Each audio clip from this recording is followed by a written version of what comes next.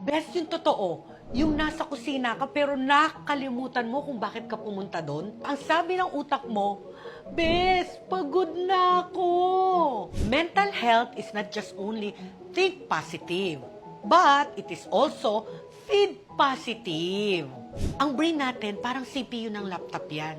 Pag maraming nakabukas na tabs, yan yung mga chismis, bills, work natin, ulam na lulutuin, baon ng mga anak, nag-o-overheat yan. That's oxidative stress. It makes us feel moody at lutang. Kaya as your bestie pharmacist, I don't just advocate for rest. I also advocate for anthocyanin.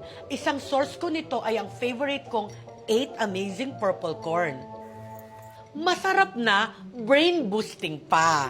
It's an antioxidant powerhouse that helps protect your brain cells from stress. Plus, the berries help with blood flow. Pag maganda ang daloy ng dugo, mas clear ang isip at mas happy ang mood. No more brain lag sa maghapon. Take care of your mind para hindi ka lutang sa life. Ikaw, anong comfort drink mo pag stress ka?